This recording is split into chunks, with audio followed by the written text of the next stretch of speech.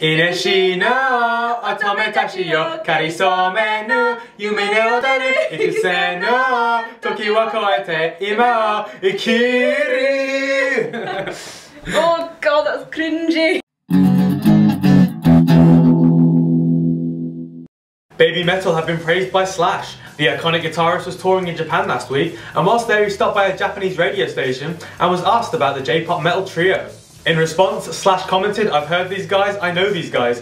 Anyway, they're the most exciting thing that I'd seen recently, because they have a look and they're girls." He was then asked whether he'd ever play a show with Babymetal, and Slash responded, "Yeah, sure. I mean, that's its own thing. They sound like really good and professional. So maybe a tour with these two artists isn't such a far-fetched idea." Within the Ruins suffered a huge crash in their van a few days ago. When travelling through Pennsylvania on Sunday, the group's van and trailer flipped off an interstate. Thankfully, everyone's alive and miraculously, no one was injured. As you can see from the images, the vehicles were completely totaled. A GoFundMe campaign has been launched to aid the band in replacing vehicles and equipment they lost. If you'd like to support, the link is below. Night vs drummer Arik Improta has released a pretty cool video of himself drumming all over the world. It's a 3-minute vid filmed across 6 tours, in 17 countries, 6 territories and 32 states. It's oddly very soothing. Links below. A couple of festival announcements. Bloodstock have revealed more bands for the Sophie Lancaster stage of this year's festival. The third headliner will be fellow Brummies Godflesh. Meanwhile, Conan and Bast have been announced for Friday, Planet of Zeus on Saturday, and Onslaught are on the Sunday bill.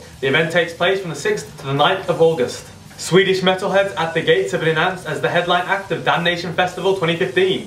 There are 26 bands still to be announced. The event takes place at Leeds Uni on November 7th. Jack White has scolded journalists for looking for drama or a diva in a letter titled "For God's Sake." This was written in part to address both a guacamole recipe listed on the band's tour demands and the bananas were banned backstage. The artist fully supports freedom of speech but asks for modern journalists to question their tactics. It turns out the whole guacamole thing was an inside joke with the tour manager, and the banana ban was because one of the crew was allergic to fruit. The artist goes on to give his distaste for a lack of follow-through in journalism and media.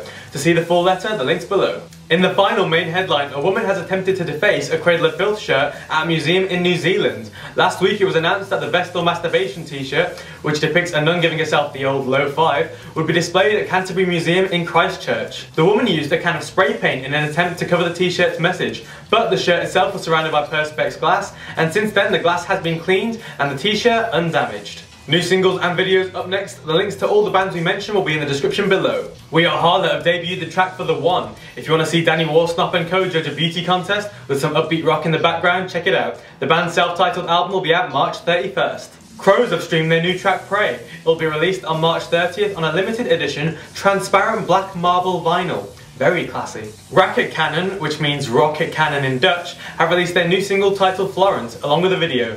This track is slightly insane. Also, the lead singer has a mild case of crazy eyes. The track's out on March 30th. In album news, hardcore punks Falling in Reverse have streamed their new album in full. The record, titled Just Like You, is out on February 23rd, but hear it early via the link below. Skillet are halfway through recording their next album. Frontman John Cooper told Billboard that the group has 15 to 18 songs in various stages of completion, and he would like to release an album this year, as June will mark 2 years since Rise. But if they don't meet that mark, they'll release it early next year. In tour news, Arcane Roots have announced a month-long headline tour to take place between April 24th and May 23rd. They'll be supported by a variation of Black Peaks, Gallery Circus and Solemn Sun. Finally, Young Guns have announced a huge UK tour, spanning from late March until the 10th of June. Frontman Gustav Wood said, "We literally can't wait to get back on the road and play a load of new songs for you." Their new album drops 2 days before the end of the tour, on June 8th.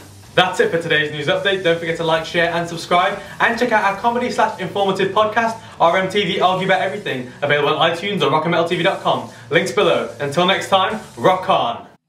Ew. We'll just edit this.